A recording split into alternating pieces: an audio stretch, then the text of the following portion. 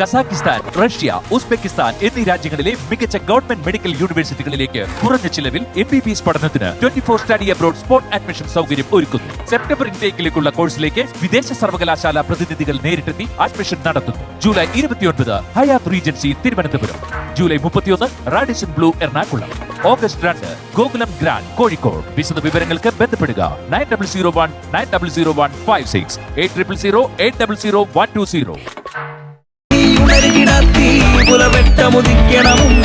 പണിയുണ്ടടി നൂറത് കൂട്ടം ഇന്നാ പിടിതാക്കോൽ കൂട്ടം.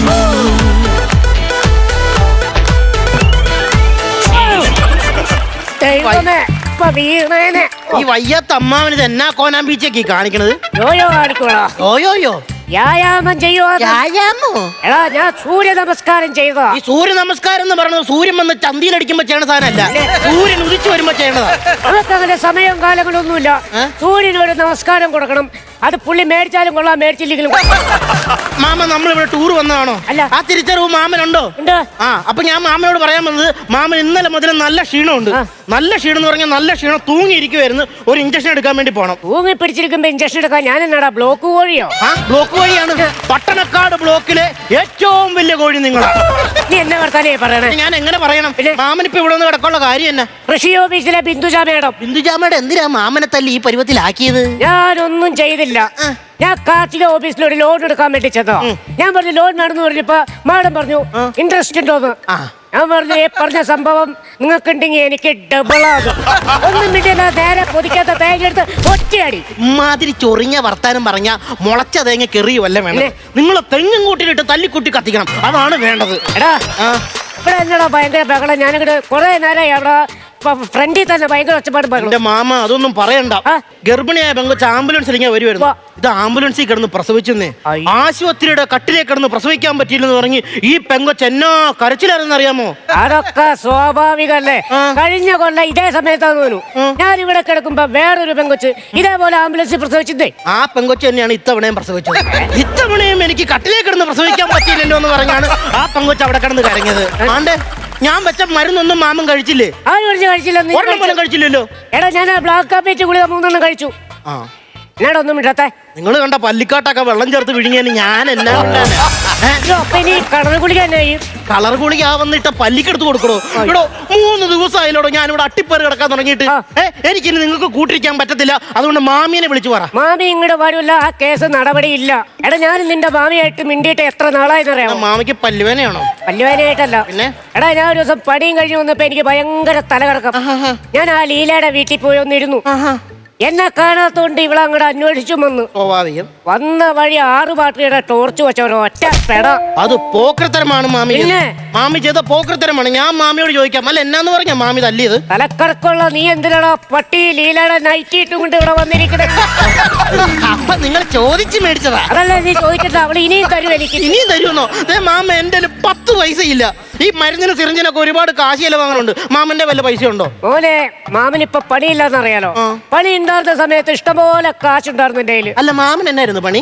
എനിക്ക് ബസ് സ്റ്റാൻഡില് 10 രൂപയ്ക്ക് സുഖം വിൽപ്പനയായിരുന്നു. ഞാൻ ഈ പരിപാടിയാന്ന് ഇറങ്ങിയായിരുന്നെങ്കിൽ ഞാനിവിടെ കൂട്ടുകിടക്കത്തില്ലായിരുന്നല്ലോടോ. ഞാൻ ഇപ്പൊ ഇറങ്ങിപ്പോകും. നീ അങ്ങനെ ദേഷ്യപ്പെടേണ്ട കാര്യമില്ല. പിന്നെ എടാ 10 രൂപയുടെ ബഡ്സ് വിൽപ്പന, അതാണ് ഞാൻ പറഞ്ഞത്. എന്നാ പിന്നെ ഇയാൾക്ക് ബഡ്സ് കച്ചവടം പറയാൻ പാടില്ലേടോ? പിന്നെ എന്തിനാ താൻ സുഖം എന്ന് പറഞ്ഞത്? പക്ഷെ ചെവിയിലിട്ടെങ്കിൽ സുഖമല്ലേ കിട്ടുന്നത്, അല്ലാണ്ട് മാസം മാസം പലിശയാണോ? പലിശ തെറിയാൻ പറയാ. പിന്നെ അല്ല, അനൂപിനെ വിളിച്ച് 2000 രൂപ ചോദിക്കാം. എന്നായിരത്തിന്? താൻ ഇവിടെ കിടന്ന തനിക്ക് റെന്റ് കിട്ടുമോ? ഇല്ല. ഇവിടെ നിന്ന് ഇറങ്ങി പോണേ കാശ് കൊടുക്കണം. അതിന് അവനെ വിളിക്കണം. വിളിക്ക്. അനൂപേ, അതെ ഒരു 2000 രൂപ ഇട്ടുതരാൻ കാണുമോ? മാമൻ ആശുപത്രിയില്ല. ഇപ്പൊ വിളിക്കുവോ? ശരി, നീ ഇപ്പൊ വിളിച്ചാ മതി. പിന്നെ എനിക്ക് തന്നെ വിശ്വാസാ, നീ ഇപ്പൊ വിളിച്ചാ മതി. ശരി മോനെ, ലോകത്തിൽ ആരെ വേണേലും വിശ്വസിക്കാം. ഇപ്പൊ വിളിക്കാന്നും പറഞ്ഞുകൊണ്ട് കട്ടിയുടെ സുഹൃത്തുക്കളെ ഒരിക്കലും അവന്മാര് വിളിക്കില്ല. അത് മറ്റൊരു സത്യം. പിന്നെ നമുക്ക് ഈ മെനകെട്ട ഹോസ്പിറ്റലിൽ നിന്ന് ഇവിടെ തീ വെട്ടിക്കൊള്ളേ നടക്കണം. മാമ വേടാ മരിയെ സ്കാൻ ചെയ്തതിന് നമ്മളോട് 4000 രൂപ കൊടുക്കണം. എവിടത്തിനായത്? നമ്മൾ കൊടുക്കണം. ഞാൻ പാർട്ടിക്കാരെ കൊണ്ടൊന്ന് വിഷയം ഉണ്ടാക്കും. ഒട്ടാനും പിടിച്ചതിനൊക്കെ കാശ്. അതും മരിയ സ്കാൻ ചെയ്തതിന്. എടോ നിറക്കൂട്ടെ, ഇത് മരിയ സ്കാൻ ചെയ്തതിന് 2500 കൊടുക്കണമെന്നല്ല, MRI സ്കാനിന് 2500 കൊടുക്കണം എഴുതി വെച്ചേക്കണത്. ഇപ്പൊ അവര് ഞാൻ കേട്ടാനല്ലോ. പിന്നെ അല്ല, നിങ്ങൾക്ക് ഇപ്പൊ ഒരു സെഡേഷൻ ഇല്ലായിരുന്നു? ആ നേഴ്സ് വന്നത് എടുത്തായിരുന്നോ? ആ നേഴ്സ് വരാൻ വേണ്ടിട്ടല്ലേ ഞാനിവിടെ കാത്തു നിൽക്കണം. എന്തോരം നേരായി. എന്തോടെ ഒരു ടോണിന്റെ ഒരു വ്യത്യാസം? ഇല്ല, വന്നില്ല, അത്രേ ഉള്ളൂ. സിസ്റ്ററേ, സിസ്റ്ററേ, സിസ്റ്ററേ, കണ്ടോ, ഒരാൾ മരിക്കാൻ കിടന്നാൽ പോലും ഈ ആശുപത്രിയിൽ നേഴ്സ് വരത്തില്ല. അതാണ് ഈ കുഴപ്പം. ചെറിയുള്ളി 2.5 kilo 100, beans 2.5 kilo 100, beans 2.5 kilo 100, വെണ്ടക്ക 3 കിലോ 100, വെണ്ടക്ക 3 കിലോ 100. വേണ്ടടാ, എന്നടാ പോയെ? ഒരു ഉള്ളിയുടെ വണ്ടി വന്നപ്പോ ആ പുള്ളിക്കാരി ഇറങ്ങി പോയത് കൊണ്ടോ. അയ്യോ. പിന്നെ നിന്നോട് 1-2 കാര്യങ്ങൾ എനിക്ക് പറയാനുണ്ട്. എന്നാ പറ. എടാ നീയേ 2 കാര്യങ്ങളായി ഇനി മിണ്ടരുത്. അതല്ലെന്ന്.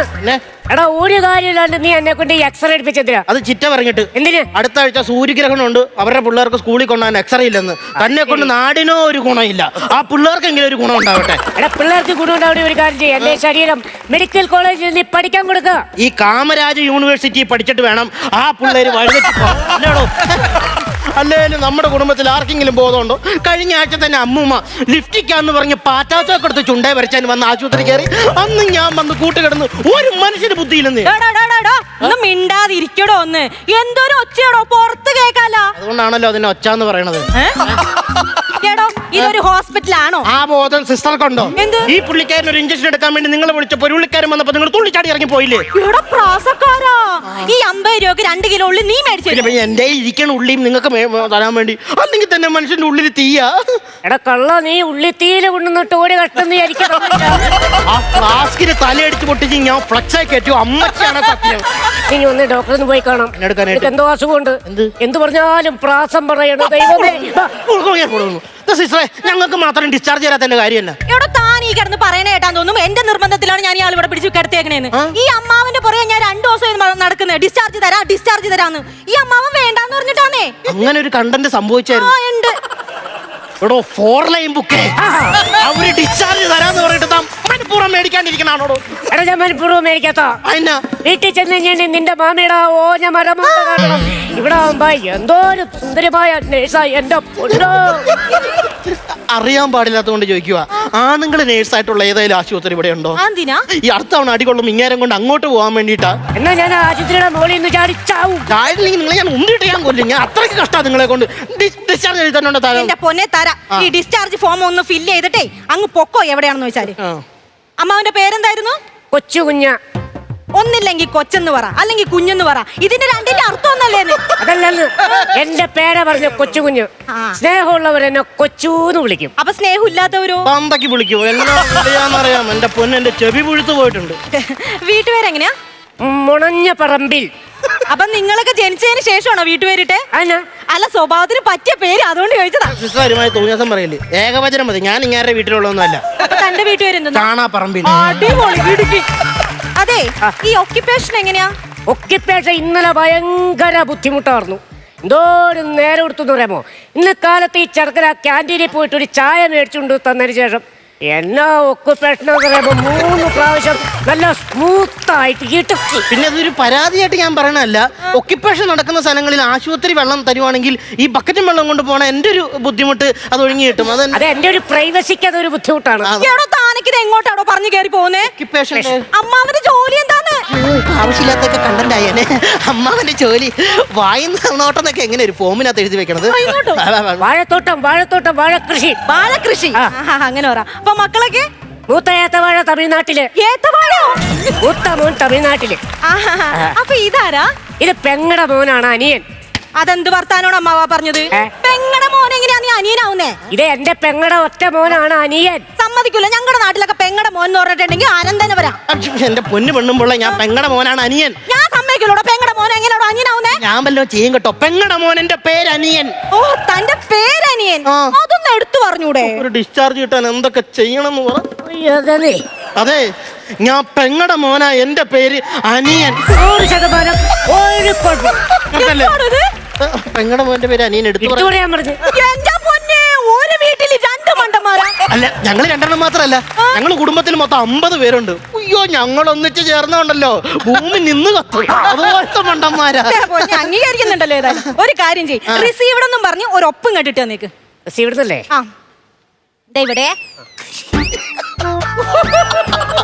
എന്തായിട്ട് കറക്കുന്നേ? പേരെ കൈക്ക് വഴങ്ങുള്ള വേറൊരു പേരാണ്. ആരും റിസീവ്ഡ് എന്ന് എഴുതാൻ അറിയില്ലെന്ന് പറയരുത് കേട്ടോ.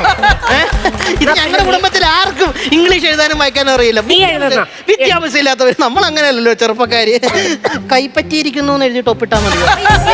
ഞാൻ പിന്നെ ഈ കുടുംബത്തിലുള്ളതല്ലേ. ഒരു കാര്യം ചെയ്യും, ഒപ്പിട്, ഞാൻ റിസീവ്ഡ് എന്ന് എഴുതിക്കോളാം. ഇതെന്തുവാടോ അരിമണിയും കൊണ്ട് ഉറുമ്പ് പോകുന്നു? അരിമണിയും കൊണ്ട് ഉറുമ്പ് പോകണമല്ല, എന്റെ പേര് അനിയൻ പി കെ.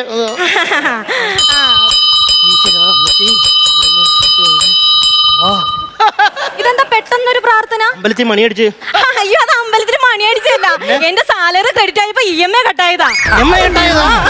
ഇതാണ് ഞാൻ ജോലിക്ക് പോകാത്തത്. EMI കട്ടാവും.